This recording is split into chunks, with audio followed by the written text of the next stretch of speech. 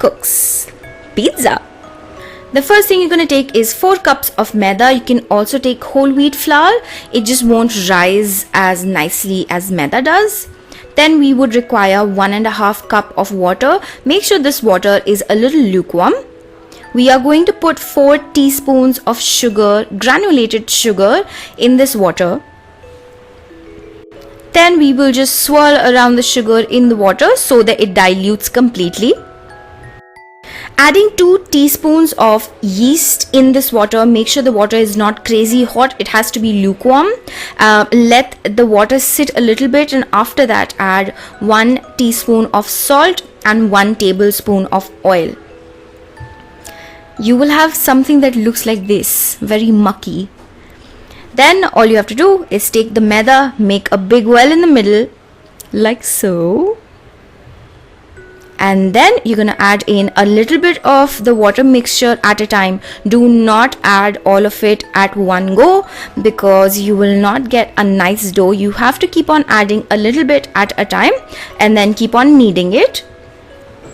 We want a dough that looks like this. Mine got a little sticky, so I just took a little bit more maida and I poured it a little bit on top of the dough, and I just kneaded that as well. Then we're going to take the same parat or whatever utensil you used, put a little bit of oil in it and rub it all around the inside of the utensil. Take a handful of dough like so and roll it out up until it looks like a very smooth ball like this. I'm going to do that with all of the dough.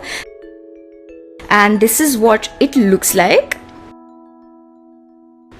Then you're going to take a damp cloth like this, cover it completely, put it in a sort of like a dry but a little warm place. Leave it to set for 2 hours or up until the time that it doubles in size. In the meantime, we're going to be making the sauce. So I've taken a kadai, I've put a little bit of oil in this. You can use any oil.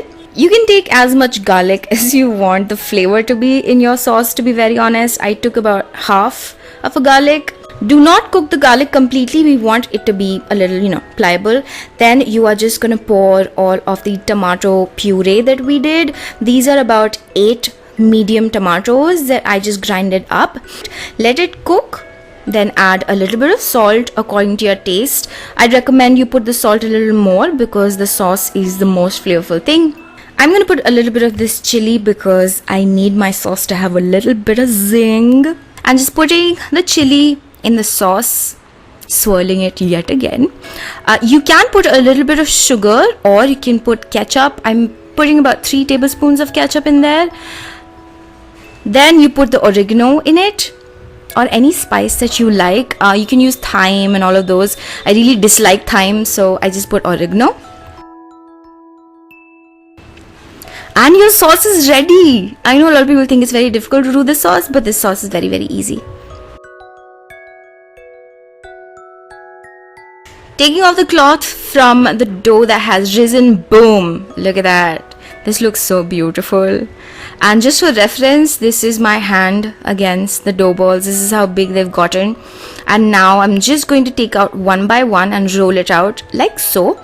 If you can do this on a pizza plate. I don't have one, so I just put it on this. Just stretch it out with my hand. You can also do it with the chakla belan and all of that. Then I'm going to take 1 daru full of the sauce. I'm going to put a little bit, swirl it around a little bit more up until the sauce covers the whole of the base.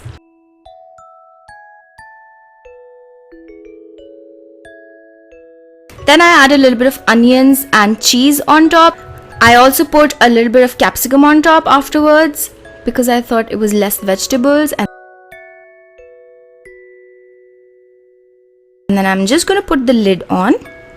Let it cook for about 10 minutes at the lowest heat possible and then take the lid off to see if it's done. The vegetables are a little done, but I'm going to put the lid back again and cook it for yet another 10 minutes and boom, and this is what it looks like. It's completely done. I'm just gonna cut it in 4 pieces and serve it to my familia.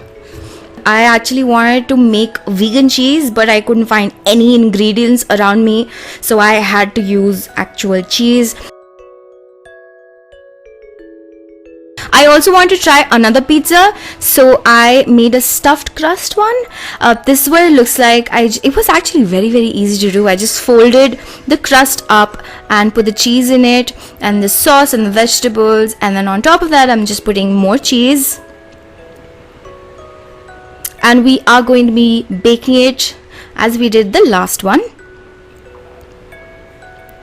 This is when it's half cooked, and then look at those bubbles. They're just so beautiful. And this is what the pizza looks like. I'm cutting it yet again so that everybody can eat this. This is very good. It's pretty delicious. And this is what the end result looks like. I hope you guys like this video, and if you did, then subscribe by clicking on the subscribe button. If you have any other further questions, you can always ask me on all of my social media. That's it. Bye.